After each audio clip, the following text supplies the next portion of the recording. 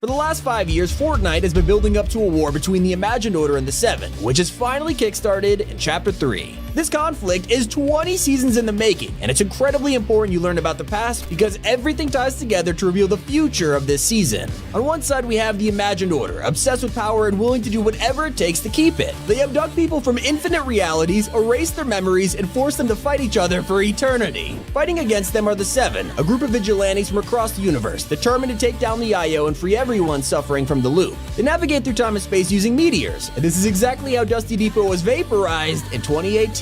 After the dust settled, a mysterious agency rushes in to investigate, and they quickly discover a divot left by the meteor, but their investigation is brought to a halt almost instantly. Inside of this comet lurks something extraterrestrial, and this is revealed to be our first member of the Seven. Realizing that the Imagined Order is already here, he trashes the facility and escapes. Throughout the season, he mostly disappears, until his plan is put in motion. The entire community banded together to watch the Visitor hijack a rocket, and after he flies through a rift, all evidence of his existence is seemingly gone. An entire year passes and neither the Seven or IO are seen during this time. Suddenly, helicopters start appearing around the island, and dig teams form around Loot Lake. They excavate the area, uncovering a vault. It had been hiding underneath the island this whole time, and inside is the 0 Point guarded by Singularity. She's speculated to be the alter ego of the Paradigm, another unknown member of the Seven. But her protection of the 0 Point doesn't last long as the final showdown draws near. The Devourer tries to take the 0 Point before Singularity kills it using her mech suit. But with the 0 Point exposed, it becomes extremely unstable, interfering with time and space. The worst part, it's on the verge of exploding, bringing us to the brink of total annihilation. To save reality, the Seven make their way to the Fortnite island, truly united for the very first time. They use their rifts to release the meteor that's suspended and send it straight into the 0 Point, completely resetting reality and taking us into Chapter 2.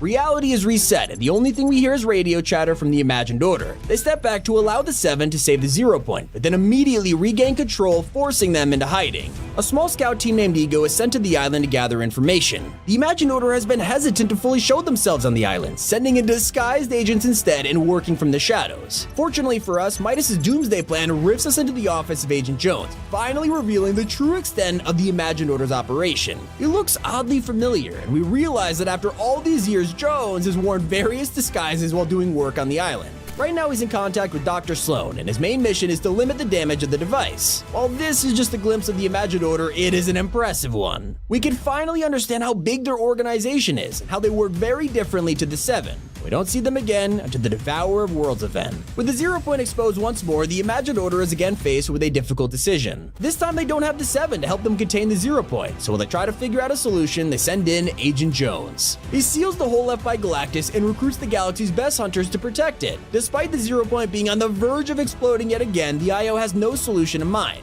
He begs them to save the 0 Point, but his efforts are ignored. So he takes matters into his own hands, breaking into the IO and stealing restricted files about the Seven. If they saved the 0 Point last time, they could do it again. So he puts his lifelong rivalry with the Seven aside and calls them in his hour of need, striking a deal with the Foundation. In return for their help, he has to reveal the location of Geno, the leader of the Imagined Order. This is where the IO vs. Seven war begins to take shape. With Jones defecting, Dr. Sloan has to come out of the shadows to lead the Imagined Order to victory. But there's one huge obstacle in her way, the last reality. Sloan fends them off while using her spare time to try and locate the traitor Jones. But during this, the Foundation is led on a quest of his own. Inside of a crossover DC comic, the 0 Point takes him to Batman's reality, Gotham City. He explains to Batman why he has to get home, revealing that Geno having control of the 0 Point is dangerous, and the IO learning more about it with each passing day. When the Foundation returns to the island, he comes up with a plan to take down the Imagined Order and free the 0 Point from their control. There's only one problem. Right now, the Seven aren't united. The Paradigm has been exiled from the group since becoming Singularity, and the Origin and the Sisters are missing. With the group split, he needs someone else to help him take down the IO,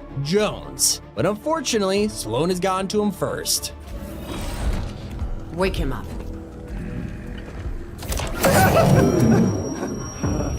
You just had to be the hero, Jones. Do it. No, don't do it, don't. This isn't personal, Jones. Although I do plan to enjoy it.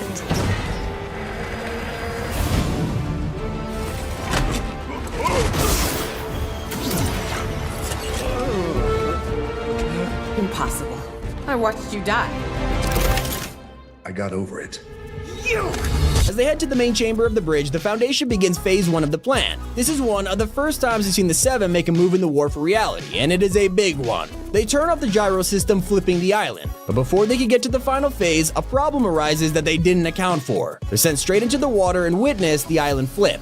The Imagined Order has been exposed from the shadows, and the Seven's plan has failed. Now their location has been uncovered, and the IO are about to begin their counterattack. In preparation, the Seven need to regroup, so the scientist tries to reach the Paradigm and bring her back to the fight. Her skills are unmatched and will be needed in the war to come. This is going to be a challenge though, as the rest of the Seven are still hesitant to bring the Paradigm back. There is a huge tension between them, and it's about to get even worse. The Seven send rockets into space to get resources, while the scientist investigates weird tremors happening all over the island. That's when Dr. Sloan arrives onto the Fortnite island wearing new snow gear. The seismic activity being investigated is more than just simple earthquakes, and they are not natural either. Drills emerge from the ground and mole teams set up camp around them. 5 IO teams are now on the island: Omega, Rider, Dash, Epsilon, and Raven. This puts even more pressure on the Seven, who are scrambling to get ready. The scientist continues to contact the Paradigm, warning her that she is public enemy number 1, while still trying to convince the group otherwise. One of the IO scout teams begins excavating an area east of Tilted Towers, revealing the leftover bones of the Devourer from 2019. Their drills continue, moving to a mountain and hollowing it out entirely. In the leftover space, they construct Covert Cavern, their biggest headquarters on the island to date. Gunner is given control of the cavern while Sloan continues work on the counterattack. Meanwhile, the scientist's struggles continue. He begs the Paradigm to come back and warns that the Imagined Order is playing with a fire that'll consume every world we've ever known and every world yet to discover. And that's when, luckily, the Seven catches a break. The final rocket returns with a black box holding an encrypted message. It's from the Paradigm, and she says she's beginning her long journey back to the island. But they do not have long to celebrate, as the next phase of the Imagined Order's plan has begun. More earthquakes are felt around the island, much larger than before. Cracks open in the ground, and following them creates a direct path between Covert Cavern and the remains of the Devourer. Before we can investigate further though, it is time. The reality war has begun. The Origin and the Imagined arrive on the island to help in the fight. With war officially declared, the stakes are higher than they have ever been.